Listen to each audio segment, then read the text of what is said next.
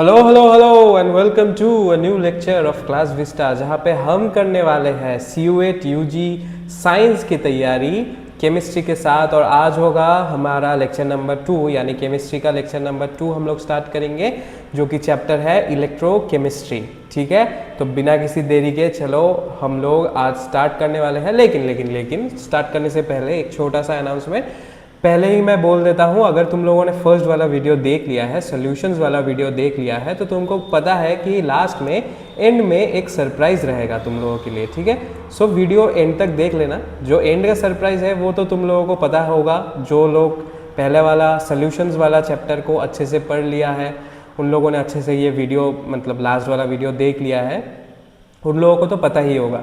लेकिन जिसको नहीं पता, थोड़ा सा सब्र करो, इस चैप्टर को अच्छे से पढ़ लो, मतलब चैप्टर को अच्छे से समझ लो। हम लोग पूरा कंप्लीट रिवीजन कराएंगे, रिवीजन प्लस क्वेश्चन सॉल्व करेंगे एंड लास्ट में रहेगा सरप्राइज। ठीक है, सो लास्ट का जो सरप्राइज है उसके लिए थोड़ा सा वेट कर लेना। और बिना किसी देरी के चलो अभी इस चैप्टर को शुरू करते हैं। सो चैप्टर का पहला जो चीज़ है वो है स्टैंडर्ड इलेक्ट्रोड पोटेंशियल, या फिर ई नॉट सेल या ई नॉट हाफ सेल भी हम लोग बोलते हैं। इसके बारे में क्या लिखा है कि the potential of a given half reaction when all components are in their standard states. इसका ही मतलब है ई नॉट हाफ सेल। ठीक है, for is all standard electrode potential refer to reduction half reaction. ठीक है, मतलब ये जो ई नॉट हाफ सेल है ये रिडक्शन हाफ का जो रिएक्शन होता है उसका इलेक्ट्रोड पोटेंशियल है। ठीक है, मैथमेटिकली इसको हम लोग कैसे लिखते हैं कि E naught cell is equal to E naught cathode minus E naught anode. ठीक है, या फिर इसको ऐसे भी लिख सकते हो कि E naught reduction half, E naught reduction half minus E naught oxidation half. अभी रिडक्शन और ऑक्सीडेशन के बारे में थोड़ा सा हम लोग बाद में भी बात करेंगे, लेकिन अभी भी तुम लोगों को पता है कि रेडॉक्स रिएक्शंस क्या होता है एंड रेडॉक्स रिएक्शंस मतलब रेडॉक्स रिएक्शंस का इलेक्ट्रोकेमिस्ट्री में क्या है, इसका थोड़ा बहुत आइडिया तो तुम लोगों को ऑलरेडी क्लास 11 या फिर क्लास 12 जब तुम लोगों ने बोर्ड्स दिया है तब तक पता चल ही चुका होगा। लेकिन ऐसा समझ लो कि जो रिडक्शन एंड ऑक्सीडेशन होता है उसका तुम लोगों को अगर बाई चांस इससे कुछ एग्जाम में आ ही गया, क्योंकि देखो ये तो हम लोगों का जो बैच है ये CUET फोकस्ड ही बैच है, तो हम लोग CUET में जितना दूर चाहिए, जितना डेप्थ तक चाहिए हम लोग उतना ही पढ़ेंगे, उससे ज़्यादा भी नहीं, उससे कम भी नहीं। ठीक है, सो इसमें हम लोग जब भी ऐसा कुछ बारे में हम लोग फार्मूला वगैरह जब भी लिखाएंगे, याद रखना कि इसका कुछ डाटा तुम लोगों को दिया रहेगा एंड कुछ को निकालने के लिए देगा। ठीक है, सो यहाँ पे शायद तुम लोगों को ई नॉट सेल निकालने के लिए दे सकता है and E naught reduction oxidation half के बारे में दे दिया होगा डाटा, या फिर कैथोड एनोड का डाटा दे दिया रहेगा। सेम ही फॉर्मूला है, सिर्फ याद रखना कैथोड से एनोड माइनस होगा एंड रिडक्शन से ऑक्सीडेशन माइनस होगा। नेक्स्ट टॉपिक की ओर बढ़ते हैं, ये है EMF of a cell. EMF of a cell क्या है? EMF मतलब द सेल पोटेंशियल और EMF of cell is the difference between electron मतलब reduction potential of cathode and anode, मतलब वही सेम चीज ही है। ठीक है, when there is no current in cell, मतलब ई सेल का बारे में ई नॉट सेल मतलब E cell EMF of a cell मतलब E cell is nothing but E of cathode minus E of anode, यही है। लेकिन इसके बारे में थोड़ा सा यहाँ पे नॉट हम लोग नहीं बोल रहे हैं, क्योंकि क्यों नहीं बोल रहे हैं, क्योंकि यहाँ पे स्टैंडर्ड वाले वैल्यूज अप्लाई नहीं होगा। यहाँ पे जो हम लोग बोल रहे थे ये स्टैंडर्ड वैल्यूज था, स्टैंडर्ड स्टेट में था, मतलब 25 डिग्री सेंटीग्रेड, 1 एटमॉस्फेरिक प्रेशर, ये सब चीज़ें था। लेकिन यहाँ पे कुछ स्टैंडर्ड वाले में नहीं है, कुछ भी कंडीशंस में दिया रह सकता है, तब तुम लोगों को ऐसा फॉर्मूला निकालना है। या फिर तुम लोग ऐसा भी लिख सकते हो कि ई of right hand side of the reaction minus E of left hand side of the reaction. Simple सा चीज़ है, इससे भी तुम लोग एक ट्रिक हिसाब से तुम लोग ये सीख सकते हो कि right hand side of the reaction balance reaction करने के बाद ई राइट माइनस ई लेफ्ट करने से ही तुम लोगों को EMF ऑफ अ सेल पता चल जाएगा। नेक्स्ट क्या है? Relation between Gibbs energy change and EMF of a cell.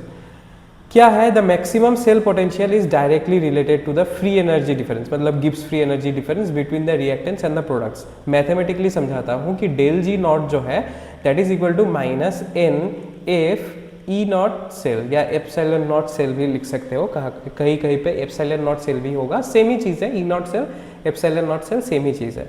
ठीक है, लेकिन यहाँ पे जो ये जो फॉर्मूला है इसमें सब टर्म्स को समझना जरूरी है, ठीक है। डेल जी नॉट मतलब difference in Gibbs free energy.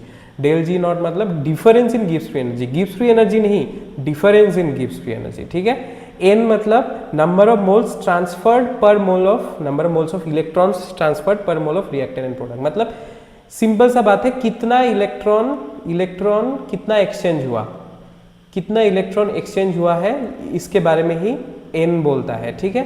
F क्या बोलता है, F is nothing but Faraday's constant, Faraday's constant, ठीक है। फैराडेस कांस्टेंट का तुम लोगों को वैल्यू पता ही है, 96485 या फिर 96500 भी कहीं कहीं पे हम लोग कन्वेंशन के लिए यूज कर सकते हैं। 96500 कूलम्स ऑफ चार्ज पर मोल ऑफ इलेक्ट्रॉन्स, ठीक है। एंड ई नॉट सेल तो तुम लोगों को पता है, ई नॉट सेल ये वोल्ट में आएगा, मतलब यूनिट होगा वोल्ट में। Volt is nothing but work done per unit charge, work done per unit charge, ठीक है। ये है डेल जी नॉट का फॉर्मूला, मतलब gives free energy and EMF of the cell का जो तुम लोगों का मतलब ये रिलेशन क्या है, ठीक है। नेक्स्ट हम लोग एक चीज़ देखेंगे, ई नॉट जब पॉजिटिव होता है, डेल जी नॉट नेगेटिव होता है and it is a spontaneous reaction, तब हम लोग बोलते हैं कि ये it is a spontaneous reaction. अगर ई नॉट नेगेटिव है, डेल जी नॉट पॉजिटिव है, then it is a non spontaneous reaction. और अगर दोनों ही जीरो है तो फिर मान लो कि रिएक्शन में कुछ रिएक्शन हो सकता है, लेकिन रिएक्शन में कुछ चेंजेस ज़्यादा नहीं देखने को मिलेगा, इसलिए हम लोग बोलते हैं कि रिएक्शन इज एट इक्विलिब्रियम, ठीक है। इक्विलिब्रियम का कॉन्सेप्ट तुम लोगों को मैं आशा करता हूँ कि तुम लोगों ने क्लास 11 से ही सीख लिया है। इक्विलिब्रियम मतलब ये नहीं कि रिएक्शन ही स्टॉप हो गया, इक्विलिब्रियम ये है कि जितना प्रोडक्ट बन रहा है उतना ही प्रोडक्ट खर्च भी हो जा रहा है रिएक्टेंट बनाने के लिए, और जितना रिएक्टेंट खर्च हो रहा है प्रोडक्ट बनाने के लिए उतना ही प्रोडक्ट खर्च हो रहा है रिएक्टेंट बनाने के लिए, मतलब दोनों इक्वल अमाउंट में यूज हो रहा है, ठीक है। प्रोडक्ट एंड रिएक्टेंट दोनों इक्वल अमाउंट में यूज हो रहा है, मतलब इक्विलिब्रियम में है, ठीक है। ये सब चीज़ें थोड़ा सा ध्यान रखना।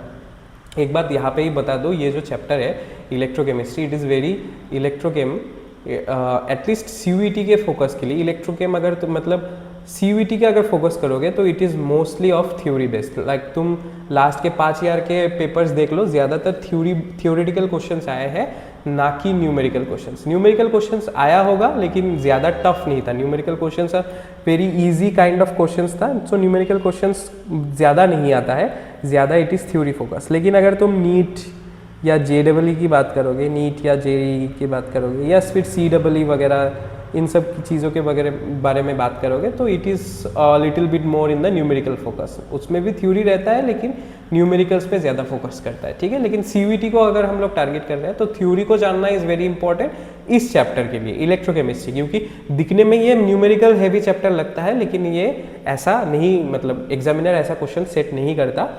इलेक्ट्रोकेमिस्ट्री से थ्योरीटिकल बेस्ड क्वेश्चन ही ज़्यादा आने का चांसेस है, ठीक है। नेक्स्ट स्लाइड्स की ओर बढ़ते हैं।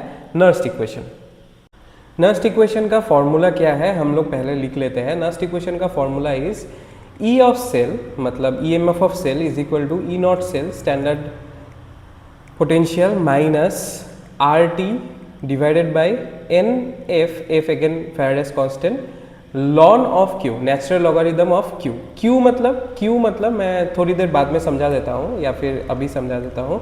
Q मतलब रिएक्शन क्वोशिएंट, ठीक है।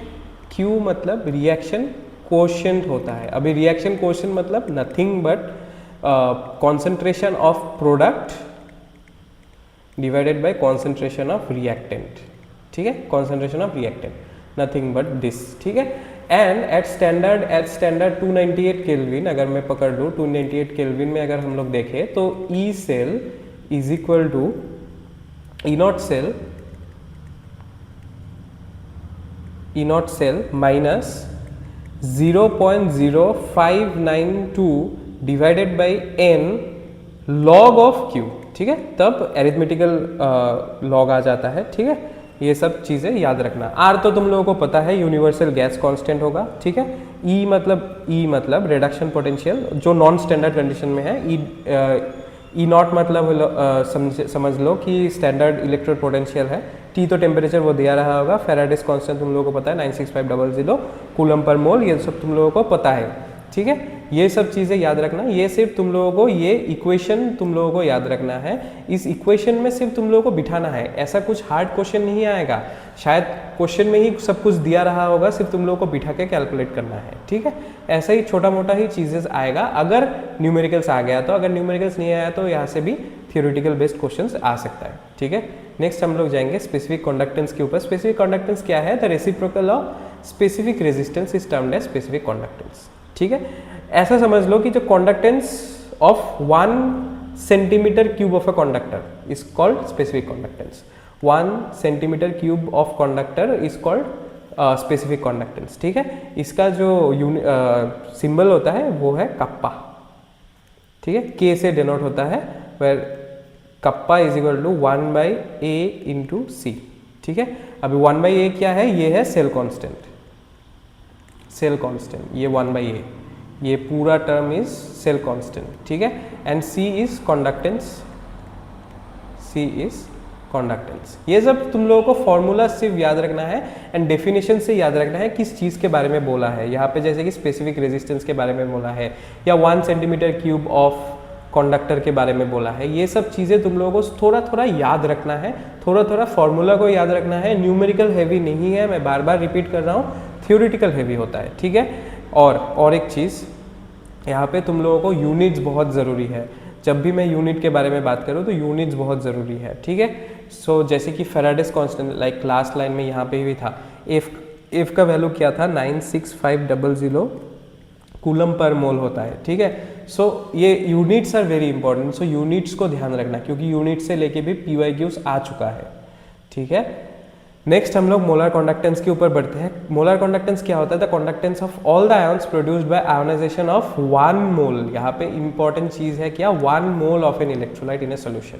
जब 1 मोल इलेक्ट्रोलाइट, कोई भी इलेक्ट्रोलाइट हो, सपोज NaCl तुमने ले लिया, NaCl is a good electrolyte, NaCl को तुमने जब सोल्यूशन बनाया, मतलब वाटर में तुमने बोले डिजोल्व किया, कितना NaCl लिया? 1 मोल NaCl लिया।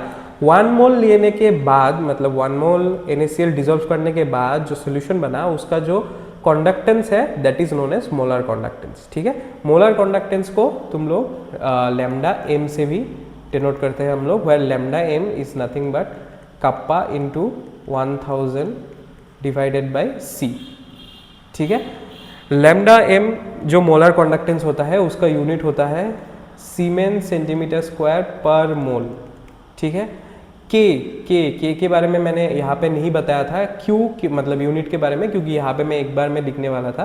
कप्पा का स्पेसिफिक कंडक्टेंस का होता है सीमेन पर सेंटीमीटर, ठीक है।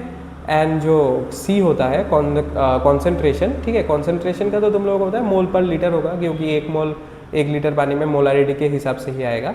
सो दीज आर द इम्पॉर्टेंट जो तुम लोगों का यूनिट्स होता है। सो यूनिट्स को भी तुम लोग नोट डाउन कर लेना अगर कॉपी में नोट्स बना रहे हो तो।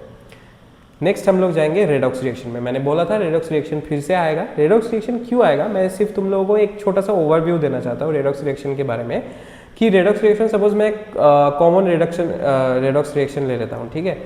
सपोज Zn प्लस CuSO4, ये वाला ही ले लेता हूँ। Zn plus CuSO4 turns into ZnSO4 plus Cu। अगर तुम यहाँ पे ऑक्सीडेशन स्टेट के बारे में बात करोगे, यहाँ पे जिंक का ऑक्सीडेशन स्टेट इज 0, यहाँ पे कॉपर का ऑक्सीडेशन स्टेट इज 0, यहाँ पे CuSO4 में कॉपर का ऑक्सीडेशन स्टेट इज +2, यहाँ पे जिंक का ऑक्सीडेशन स्टेट इज +2, मतलब जिंक 0 से +2 हो रहा है, मतलब ये ऑक्सीडाइज हो रहा है, this is undergoing oxidation. And copper +2 से 0 हो रहा है, मतलब दिस इज अंडरगोइंग रिडक्शन। ये सब तो कॉन्सेप्ट तुम लोगों को ऑलरेडी पता है, लेकिन जो इम्पोर्टेंट चीज़ है इस चैप्टर में वो है इलेक्ट्रॉनिक जो कॉन्सेप्ट है। ये इलेक्ट्रॉनिक कॉन्सेप्ट जो है उसमें भी सेम ही चीज़ होता है कि Zn plus CuSO4 turns into ZnSO4 plus Cu। यहाँ पे जो ऑक्सीडेशन हो रहा है, जिंक जब ZnSO4 बन रहा है तब कितना इलेक्ट्रॉन्स इसमें पार्टिसिपेट कर रहा है? याद रखना, इट इज 2 इलेक्ट्रॉन, मतलब 2 इलेक्ट्रॉन माइनस हो रहा है। एंड कॉपर में क्या हो रहा है? कॉपर CuSO4 से जब कॉपर फ्री स्टेट में आ रहा है वहाँ पे +2 इलेक्ट्रॉन हो रहा है, यानी यहाँ पे number of electrons involve is 2, यहाँ पे number of electrons involve is 2। This is the electronic concept, ठीक है। ये जो N है ये बहुत सारे फॉर्मूलाज में तुम लोग अभी मिलेगा तुम लोगों को, इवन बाकी फॉर्मूलाज में भी तुम लोगों को मिला है n का concept, number of electrons involve in the reaction. समझ में आया ना कैसे इलेक्ट्रॉन्स को निकालते हैं। सिर्फ याद रखना कि उसका जब रेडॉक्स रिएक्शन होता है तो उसका ऑक्सीडेशन स्टेट कैसे चेंज हो रहा है, कितना ऑक्सीडेशन स्टेट चेंज हो रहा है और कितने इलेक्ट्रॉन्स की वजह से चेंज हो रहा है। जितने इलेक्ट्रॉन्स की वजह से चेंज हो रहा है वही होगा उसका number of electrons involve in this reaction. समझ आया? नेक्स्ट टॉपिक की ओर बढ़ते हैं। नेक्स्ट हम लोग देखेंगे कोलरोशस लॉ। कोलरोशस लॉ क्या बोलता है कि at infinite dilution the molar conductance of an electrolyte can be expressed as the sum of the contributions of molar conductance of individual ions। मतलब सिंपल सा बारे में सिंपल सा ये समझो कि जब इनफाइनाइट डाइल्यूशन हो जाता है, ठीक है, इनफाइनाइट डाइल्यूशन जब उसका और डाइल्यूट हम लोग नहीं कर सकते तब जो इलेक्ट्रोलाइट रहता है, सपोज NaCl के बारे में ही अगर हम लोग बात करते हैं तो NaCl कैसे टूट जाता है, Na positive and Cl negative में टूट जाता है।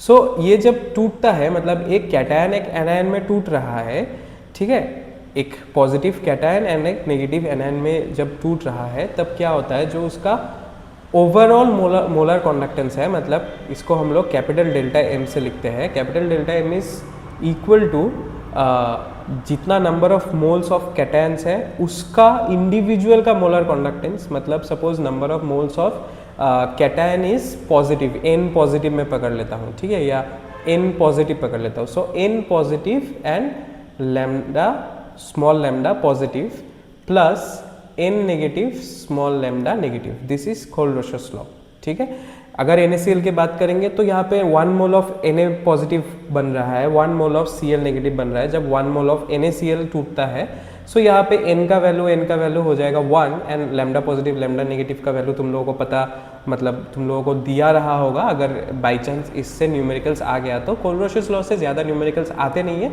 कोलरोशस लॉ से बोर्ड्स का क्वेश्चन आते हैं। तुम लोग बोर्ड्स के वीडियोस में तुम लोगों ने देख लिया होगा ऑलरेडी कि कोलरोशस लॉ से बहुत इंपॉर्टेंट बोर्ड्स के सवाल बनते हैं, लेकिन CUET में डायरेक्ट उतना न्यूमेरिकल से नहीं पूछता है, ठीक है। कोलरोशस लॉ फिर से आ गया, कोई बात नहीं। हम लोग जाएंगे application of Nernst equation to chemical cell में, ठीक है। तो नर्स्ट इक्वेशन जो हम लोगों ने पढ़ा था कोलरोशस लॉ के बाद मैंने एक्चुअली गलती से दे दिया है, लेकिन कोई बात नहीं, हम लोग सिर्फ एप्लीकेशंस पढ़ना है। जैसे कि मैंने बोला था थ्योरेटिकल हैवी है इसलिए पढ़ना है कि द सिंगल इलेक्ट्रोड रिडक्शन और ऑक्सीडेशन पोटेंशियल को हम लोग कैलकुलेट कर सकते हैं, स्टैंडर्ड इलेक्ट्रोड पोटेंशियल को कैलकुलेट कर सकते हैं, EMF को कैलकुलेट कर सकते हैं, अननोन आयोनिक कॉन्सेंट्रेशन को कैलकुलेट कर सकते हैं क्योंकि वो जो कोशेंट से, ठीक है, रिएक्शन कोशेंट से हम लोग उसको निकाल सकते हैं। pH ऑफ द सॉल्यूशन को भी स्पेरिंगली सॉल्युबल सॉल्ट का हम लोग निकाल सकते हैं, ठीक है। pH of solutions and solubility of sparingly soluble salts का हम लोग नर्स्ट इक्वेशन से निकाल सकते हैं। दिस आर द एप्लीकेशन से भी कभी कभार MCQs पूछा जाता है, इसलिए मैंने ये स्लाइड तुम लोगों के लिए डाल दिया है। नेक्स्ट हम लोग देखेंगे कंडक्टेंस इन इलेक्ट्रोलाइटिक सॉल्यूशंस। इलेक्ट्रोलाइटिक सॉल्यूशंस मतलब कुछ नहीं, सॉल्यूशंस जिसमें इलेक्ट्रोलाइट मिक्स हुआ हो, ठीक है। डेफिनेशन क्या है, the ability of electrolytic solution to allow the passage of electric current through them is known as electrolytic conductance. Note यहाँ पे एक चीज देखना कि electrolytes are substances that dissolve in a solvent and dissociate into charged ions, ठीक है। मतलब जब NaCl जब हम लोग घोलते हैं तब वो Na positive and Cl negative बनता है, लेकिन जब सपोज मान लो ग्लूकोज हम लोग घोल रहे हैं, C6H12O6 घोल रहे हैं, they do not become this charge particles. मतलब C6H12O6 घोलने से तुम लोग इलेक्ट्रोलाइटिक सॉल्यूशन बना रहे हो ऐसा तुम लोग नहीं बोल सकते। इलेक्ट्रोलाइटिक सॉल्यूशन तभी बनेगा जब वो कुछ आयंस को मतलब डिसोसिएट करके वो कुछ आयंस बना सकता है, ठीक है। Electrolytes conduct electricity only in molten और एक्वा स्टेट। NaCl को ऐसे ही सॉलिड NaCl को तुम लोग अगर ट्राई करोगे उसका कुछ इलेक्ट्रिसिटी कंडक्ट करने के लिए, वो नहीं कर पाएगा, उसको आइदर तुम्हें मेल्ट करना पड़ेगा और it has to be in aqua state, मतलब वाटर के साथ डिजोल्व होगा, तभी वो सिर्फ इलेक्ट्रिसिटी कंडक्ट कर पाएगा। एग्जाम्पल क्या है, KNO3 है, NaCl है, KCl है, this are the most common examples. इससे अलावा भी बहुत सारा एग्जाम्पल्स है, CuSO4, ZnSO4, AgNO3, ये सब और बहुत कुछ तुम लोग बोल सकते हो। जितना भी सॉल्ट्स है जो भी कैटायन एंड एनायन से बनता है, मतलब आयोनिक सॉल्ट्स है जितना भी, ठीक है।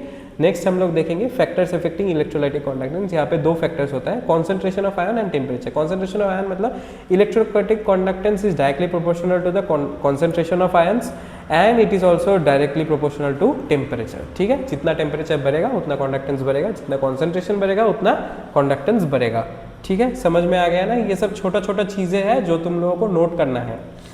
Next is variation of conductivity with concentration. Conductivity of an electrolyte decreases with A decrease in concentration. मतलब क्या हो रहा है, जैसे ही कॉन्सेंट्रेशन बढ़ता है वैसे ही उसका कंडक्टिविटी भी बढ़ता है, कंडक्टेंस बढ़ता है, कंडक्टिविटी बढ़ता है. जैसे ही वो डिक्रीज होता है वैसे वो भी डिक्रीज होता है. फॉर बोथ किसके लिए, वीक एंड स्ट्रॉन्ग इलेक्ट्रोलाइट. ठीक है, दोनों के लिए ही ये सेम होता है, मतलब डायरेक्टली प्रोपोर्शनल होता है. मोलर कंडक्टिविटी देखो क्या होता है, increases with A decrease in concentration. क्यों? क्योंकि ये पर मोल के बारे में है ना, तो जितना उसका कॉन्सेंट्रेशन बढ़ेगा उतना ही उसका पर मोल वाला वैल्यू कम होता जाएगा. ठीक है, पर मोल वाला वैल्यू कम होता जाएगा. जैसे कि मान लो यहाँ पे मैंने सपोज 1 मोल कुछ इलेक्ट्रोलाइट दिया था और उसका मोलर कंडक्टिविटी का वैल्यू आया था 100. मान लो 100. अगर मैं इसका कॉन्सेंट्रेशन बढ़ा दूँ, मतलब 5 मोल कर दूँ, तब उसका क्या हो जाएगा, ये जो मोलर कंडक्टिविटी है वो ऑफ कोर्स डिक्रीज हो जाएगा, क्योंकि मैं यहाँ पे पर मोल का कॉन्सेंट्रेशन नहीं नाप रहा हूँ. डिवाइडेड बाय 5 हो जाएगा. सो डिवाइडेड बाय 5 हो जाएगा तो ऑलरेडी वो डिक्रीज कर जाएगा. So molar conductivity is indirectly proportional with concentration. ये सिर्फ चीजें याद रखना है. ठीक है, conductivity is directly proportional, molar conductivity is inversely proportional. Next, electrolysis and law of electrolytes. Electrolysis क्या होता है, इलेक्ट्रोलाइसिस के बारे में हम लोगों ने लिखा है यहाँ पे कि the process of carrying out a non spontaneous reaction under the influence of electric energy. Non spontaneous मतलब वो खुद से नहीं होता, हम लोगों को कराना पड़ता है.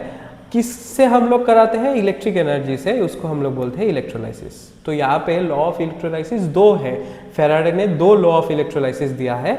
एक फर्स्ट लॉ है, वो बोलता है कि during electrolysis the amount of chemical reaction is proportional to the quantity of electricity pass through the electrolyte. मतलब नथिंग बट, इसका तुम लोग फॉर्मूला याद रखना है, M is equal to Z Q या फिर is equal to Z I T. Q को हम लोग आई टी भी लिख सकते हैं. तो ये this is nothing but this is the formula. M तुम लोगों को पता है मास ऑफ द सब्सटेंस होगा, I is nothing but current जो एम्पियर्स में होगा, टी इज टाइम जो कि सेकेंड्स में होगा. ठीक है, जेड मतलब इलेक्ट्रोकेमिकल इक्विवेलेंट या फिर मास पर कूलम बोलते हैं. ठीक है, इसको मास पर कूलम भी बोलते हैं. ठीक है, दिस इज इलेक्ट्रोकेमिकल इक्विवेलेंट होता है. फेराडेज सेकेंड लॉ क्या होता है कि during electrolysis the amount of different substances liberated is proportional to their chemical equivalent weight. Simple सा चीज़ है, अगर एक से ज़्यादा केमिकल सब्सटेंस लिबरेट हो रहा है, सो m1 बाई m2 का value will be equal to E1 by E2 का वैल्यू. कितना उसका केमिकल इक्विवेलेंट वेट है. ठीक है, chemical equivalent weights. These are the formulas जो हम लोगों को ध्यान में रखना है. फेराडे का फर्स्ट लॉ एंड फेराडे का सेकेंड लॉ.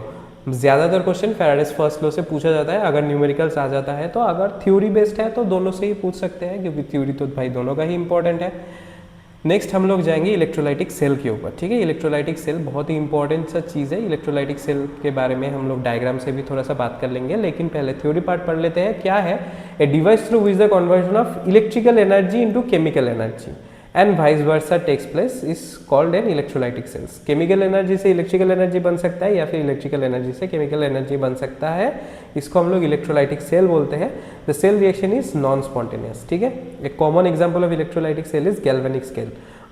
गैल्वेनिक सेल और वोल्टेक सेल. गैल्वेनिक सेल में क्या होता है, chemical energy is converted into electrical energy. Cell reaction is spontaneous. Oxidation and reduction reactions takes place simultaneously. Example देखें, example is this is an galvanic cell. ठीक है, यहाँ पे जो इंपॉर्टेंट चीज़ है वो याद रखना, एनोड में ऑक्सीडेशन होता है, कैथोड में रिडक्शन होता है. इसके बारे में हम लोगों ने ऑलरेडी बात कर लिया है. एनोड में कौन सा रिएक्शन, मतलब oxidation half is this is the reduction half. ठीक है, इंपॉर्टेंट सो चीज़ जो है वो है सॉल्ट ब्रिज. याद रखना, सॉल्ट ब्रिज में एक स्ट्रॉन्ग इलेक्ट्रोलाइट को हम लोग जनरली यूज़ करते हैं. एक स्ट्रॉन्ग इलेक्ट्रोलाइट को यूज़ करते हैं, जैसे कि KCl. क्यों KCl को यूज़ करते हैं, क्योंकि जब K पॉजिटिव और Cl नेगेटिव 2 आयंस बनता है KCl से, जिस स्पीड से K भागता है उसी स्पीड से Cl भी भागता है. Their speeds are constant, their speeds are similar, not constant, are similar. ठीक है, याद रखना है. That is why use a strong electrolyte जो इजीली डिसोसिएट हो जाए और उनका स्पीड भी सिमिलर हो. ऐसा टाइप का ही मॉलिक्यूल का जो सॉल्ट होता है वही हम लोग यूज़ कर सकते हैं सॉल्ट ब्रिज में. याद रखना, ये सब छोटे छोटे चीज़ें हैं जो इंपॉर्टेंट है क्वेश्चन, मतलब एग्जाम पॉइंट ऑफ व्यू से ये सब चीज़ें याद रखना. नेक्स्ट हम लोग जाएंगे ड्राई सेल में। Dry cell is a type of electric battery used for home and portable electronic devices. It consist of a low immobilised electrolytes in the form of paste. जैसे कि तुम लोगों ने, अगर मैं बोल रहा हूँ this is safety hazard, so be very careful. अगर तुम लोगों ने देखा है तो अच्छा है, खुद से ट्राई करने के लिए ट्राई मत करो। पेंसिल बैटरी जो होता है, जो हम लोगों के घर में रिमोट्स वगैरह में यूज़ होता है, उसका अगर मतलब खोल के अगर तुम लोग देखोगे तो अंदर में एक पेस्ट जैसा मिलेगा। ऑब्वियसली लाइट बैटरी को यूज़ मत करो, क्योंकि वहाँ से तुम लोगों का केमिकल रिएक्शन होने के बाद अगर तुम लोग उसमें पंक्चर करने के लिए जाओगे, इसको काटने के लिए जाओगे तो केमिकल रिएक्शन होगा एंड उससे तुम लोगों का आग भी लग सकता है। So don't do it anyways, ठीक है। अगर करना भी है सो डेड बैटरी से करो, जो ऑलरेडी ख़त्म हो चुका है। वहाँ पे अंदर तुम लोगों को पेस्ट जैसा थोड़ा थोड़ा मिलेगा या फिर ड्राइड अप पेस्ट मिलेगा, ठीक है। It was develop by Carl Gassner in 1886। ये थोड़ा एक्स्ट्रा इन्फो मैंने बोल दिया। Converts chemical energy into electrical energy, simple सा चीज़ है। क्लासिफिकेशन क्या है ड्राई सेल का? There are two types of cell. एक होता है प्राइमरी सेल, जो कि रियूजेबल भी नहीं है, रिचार्जेबल भी नहीं है, एक बार ही यूज़ कर सकते हो। अगर बैटरी खत्म हो गया तो खत्म हो गया, यानी कि जिंक कार्बन सेल या मर्क्यूरी सेल। और एक होता है सेकेंडरी सेल, जो कि रिचार्जेबल है एंड रीयूजेबल है, जैसे कि NiCd cell, lithium ion cell. Lithium ion cell में यानी तुम लोग जो डिवाइस में तुम लोग देख रहे हो, जैसे कि अगर सपोज लैपटॉप में देख रहे हो या मोबाइल में देख रहे हो, टैब में देख रहे हो, तो वहाँ पे भी तुम लोग लिथियम आयन सेल ही यूज़ होता है जनरली। आजकल मार्केट में एक नया आ गया है, कार्बन सिलिकॉन सेल बोलते हैं उसको। उसमें क्या होता है, वो और भी पतला होता है। जो थिन फोन्स आता है, जो पतला पतला फोन्स आजकल लॉन्च हो रहा है, उसमें ज़्यादातर जो कार्बन सिलिकॉन बैटरीज यूज़ होता है, but it is very costly, so इसलिए उन फोन्स का भी दाम थोड़ा बढ़ जाता है। This are extra knowledge you should gain, ठीक है। चलो हम लोग बढ़ते हैं नेक्स्ट स्लाइड की ओर। नेक्स्ट हम लोग देखेंगे लीड एक्यूमुलेटर के बारे में। लीड एक्यूमुलेटर क्या है? It is a secondary cell, क्योंकि यहाँ पे electrical energy stored in it from an external source rather than being generated within, ठीक है। लीड एक्यूमुलेटर जो छोटा छोटा बैटरीज होता है उन लोगों को बोलते हैं, ठीक है। ऑफ्टन कॉल्ड स्टोरेज सेल और स्टोरेज बैटरी, जो हम लोगों की इन्वर्टर्स वगैरह में यूज़ होता है, that is a lead accumulator battery, ठीक है। इसमें कैसे कंस्ट्रक्शन होता है? लीड प्लेट्स होता है नेगेटिव इलेक्ट्रोड के तौर पे, सिर्फ कंस्ट्रक्शन अच्छे से पढ़ लेना यहाँ पे, ठीक है। एंड जो पॉजिटिव इलेक्ट्रोड होता है वो है लीड प्लेट्स ही होता है, लेकिन उसमें क्या होता है, लीड ऑक्साइड से उसको डोपिंग कर लेते हैं, मतलब इम्प्रेग्नेट कर देते हैं, ठीक है।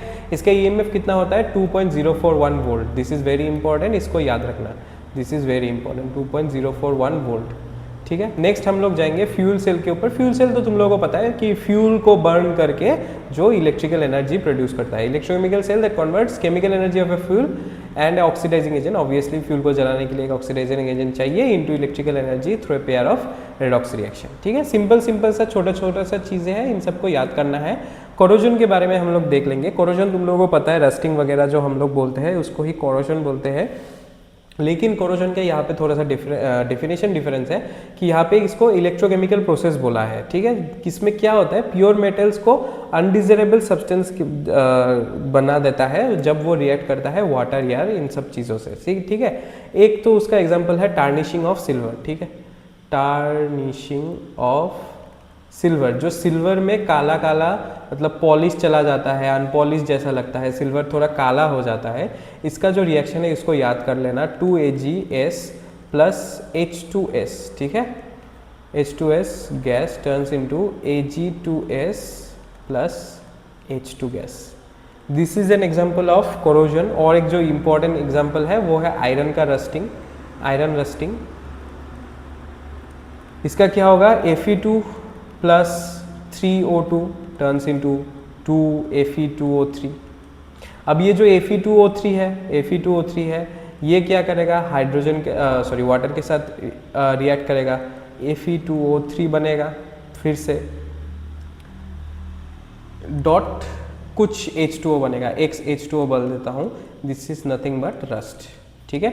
वाटर को ट्रैप करके रस्ट बन जाता है, Fe2O3 डॉट XH2O। जितना मॉलिक्यूल्स ऑफ वाटर वो एब्जॉर्ब करेगा उतना उसका मतलब XH2O में उतना ही मोल्स तुम लोग भर दोगे, and this is nothing but rust. इसका रस्ट का electrochemical process, this is rust का इलेक्ट्रोकेमिकल का process, this is tarnishing of silver का इलेक्ट्रोकेमिकल प्रोसेस। एंड इसी के साथ ये चैप्टर हो जाता है खत्म। चैप्टर बहुत ही छोटा है, चैप्टर बहुत ही ईजी है, एटलीस्ट CUET फोकस में बहुत ईजी है। बोर्ड्स नीट JEE के रिलेटेड अगर तुम लोग पूछोगे तो this is a very important chapter, क्योंकि यहाँ से बहुत सारा क्वेश्चंस आता है। CVT को लेके मैं बोलूँगा कि it is one of the moderate chapters, ठीक है। कभी कभार बहुत सारा क्वेश्चंस आ जाता है, 3-4 क्वेश्चंस आ जाता है, लेकिन मैक्सिमम 2 ही आने का चांसेस होता है, वो भी थ्योरेटिकल बेस्ड, ज़्यादा न्यूमेरिकल्स के ऊपर ध्यान नहीं देता है ये लोग, क्योंकि दीज आर प्रैक्टिकली थोड़ा सा मुश्किल हो जाता है इन सबको 3 आवर्स में, मतलब 3 आवर्स में जो तुम लोगों को बहुत सारा क्वेश्चन सॉल्व करना है ना, सो उसमें ये सब ज़्यादा टफ क्वेश्चंस देने का मतलब ही नहीं बनता एग्जामिनर का। सो अगर हार्ड पेपर आ जाता है तो ही न्यूमेरिकल्स थोड़ा सा हार्ड मिलेगा तुम लोगों को, वरना सिर्फ सिंपल प्लस माइनस का ही न्यूमेरिकल्स आएगा, ठीक है। हम लोग थोड़ा सा क्वेश्चन की तरफ बढ़ते हैं। पहला क्वेश्चन जो है वो है ये, what is the standard reduction potential of the cathode, ठीक है, of A galvanic cell.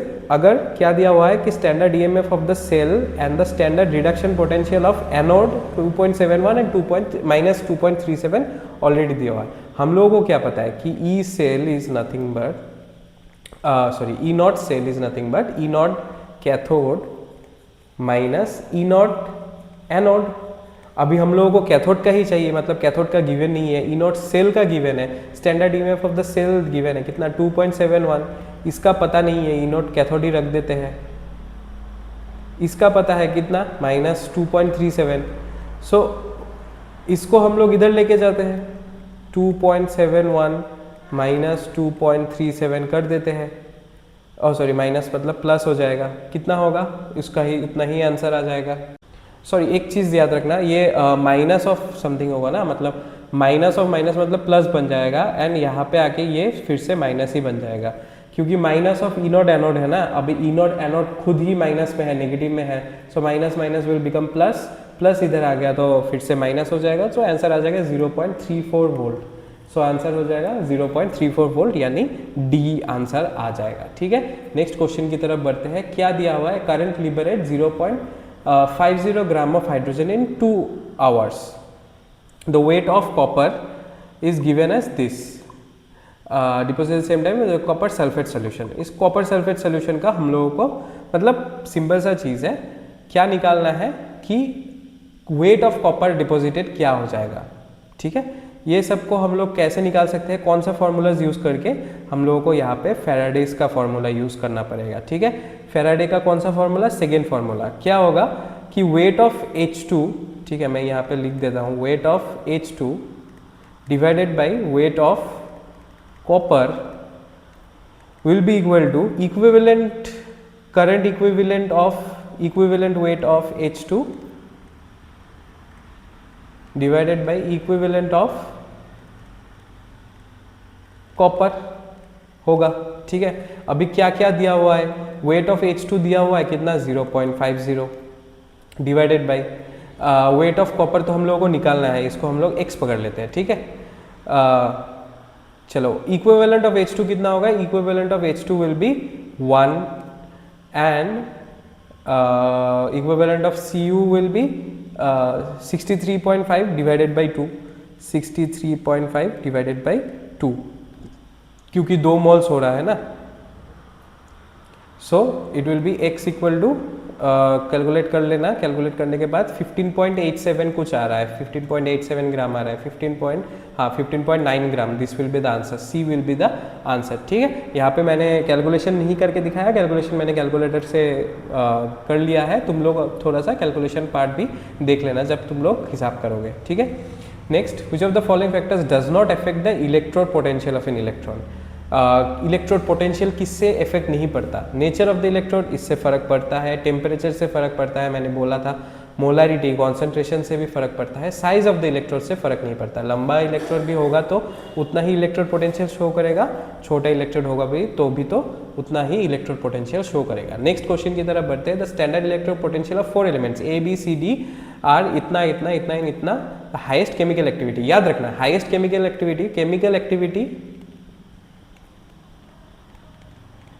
Activity is proportional to कितना लेस उसका लोअर इलेक्ट्रोड पोटेंशियल, जितना उसका इलेक्ट्रोड पोटेंशियल कम होगा उतना ही उसका केमिकल एक्टिविटी होगा। तो इसका इलेक्ट्रोड पोटेंशियल सबसे कम है -3.05, तो -3.05 मतलब A का होगा, so it will be answer will be A। Next हम लोग जाएंगे what is the EMF of a galvanic cell if the standard oxidation potential of the oxidation half is इतना, रिडक्शन पोटेंशियल इज इतना। बोला था मैंने ई सेल क्या होता है या ई नॉट सेल क्या होता है, E naught reduction minus E naught oxidation. E naught reduction कितना दिया हुआ है, रिडक्शन दिया हुआ है 0.48 एंड ऑक्सीडेशन हाफ कितना दिया हुआ है 0.64, ठीक है 0.64।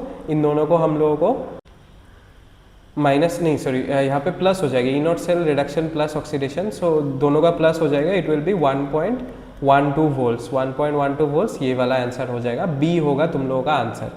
नेक्स्ट हम लोग देखते हैं which of the following is not a generally used electrolyte in salt bridges. Salt bridges में कौन सा नहीं होता है, NaCl हो सकता है, it is a strong electrolyte, KNO3 strong electrolyte हो सकता है, KCl स्ट्रॉन्ग इलेक्ट्रोलाइट हो सकता है, ZnSO4 this is not a strong electrolyte.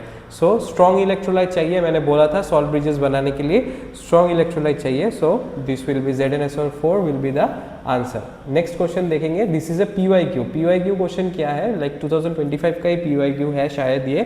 PYQ दे दिया है, लिस्ट करना है तुम लोगों को, मैंने बोला था यूनिट से भी क्वेश्चंस आता है ऐसा, यहाँ पे तो फिर भी टेबल का मैंने दे दिया ताकि एक साथ में बहुत सारा कुछ रिविजन्स हो जाए, वैसे छोटा छोटा भी आ सकता है कि the unit of this is what, 4 options दिया दे रहेगा, तुम लोगों को करेक्ट ऑप्शन चूज करना है। तो यहाँ पे क्या है, सेल कांस्टेंट, सेल कांस्टेंट का याद रखना, cell constant is centimetre inverse, so a will be 1। Mole conductance का तुम लोगों को पता है ओम इनवर्स, ठीक है। मोलर कंडक्टेंस के बारे में मैंने बोला था, इट इज ओम, मतलब मैंने ओम नेगेटिव ओम इनवर्स में नहीं बोला था, मैंने सीमेन में बोला था, सीमेन इज नथिंग बट ओम -1, ठीक है। सो याद रखना, तो what I have said, molar conductance मतलब ओम टू द पावर -1 मतलब पर ओम, या फिर सीमेन centimetre square per mole, so molar conductance will be this, ठीक है। एंड स्पेसिफिक कंडक्टेंस का ऑब्वियसली जो बचा कुचा रहेगा ओम इनवर्स सेंटीमीटर इनवर्स या फिर सीमेन सेंटीमीटर इनवर्स, जो मैंने ऑलरेडी डिस्कस किया था तुम लोगों को, ऑलरेडी हम लोगों ने बॉक्स में रखा था, ठीक है। So molar conductance, specific conductance and cell constant का ये ऐसा मैचिंग होगा।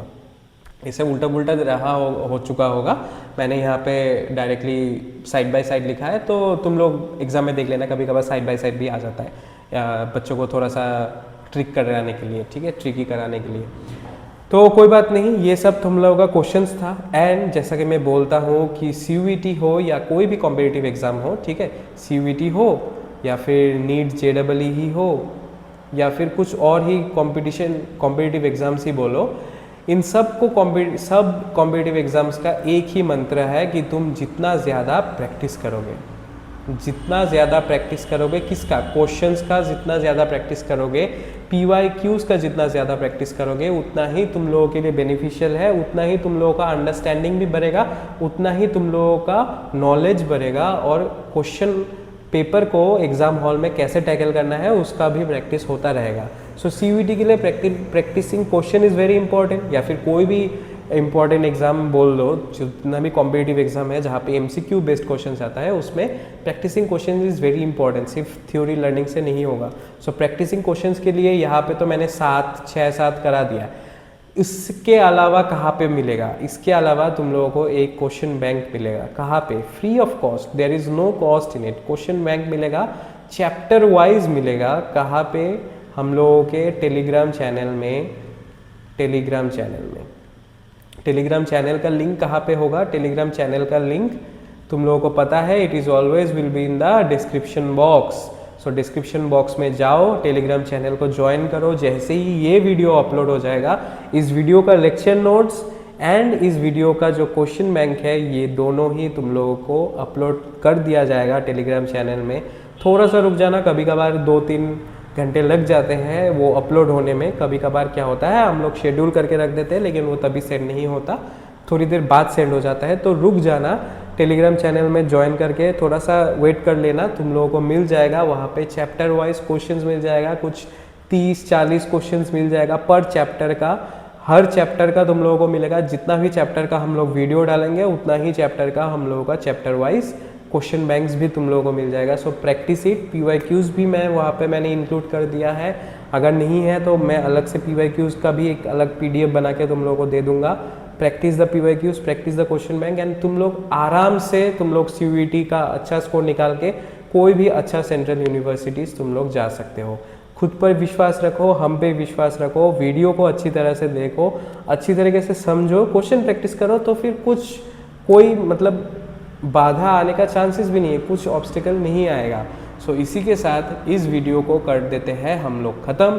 Thank you everyone for joining this lecture, and अगर ये लेक्चर अच्छा लगा हो तो please like it, share it amongst your friends जिन लोग खुद भी CUET का प्रिपरेशन कर रहे हैं या फिर कुछ दूसरे कॉम्पिटिटिव एग्जाम्स का प्रिपेयर कर रहे हैं, ताकि उन्हें भी हेल्प हो जाए। And subscribe to our channel ताकि तुम लोगों को CUET का कंप्लीट सीरीज तुम लोगों को मिल जाए। ठीक है, अभी तक आज के इस वीडियो को लेकर हम लोगों का 2 वीडियो आ चुका है। नेक्स्ट हम लोग कुछ दूसरे सब्जेक्ट्स का भी वीडियोस डाल देंगे, केमिस्ट्री का भी हम लोग फुल रिवीजन करवाएंगे। शायद मैं नेक्स्ट वीडियो ऑर्गेनिक रिलेटेड दूँ, क्योंकि ऑर्गेनिक से बहुत क्वेश्चंस पूछे जाते हैं।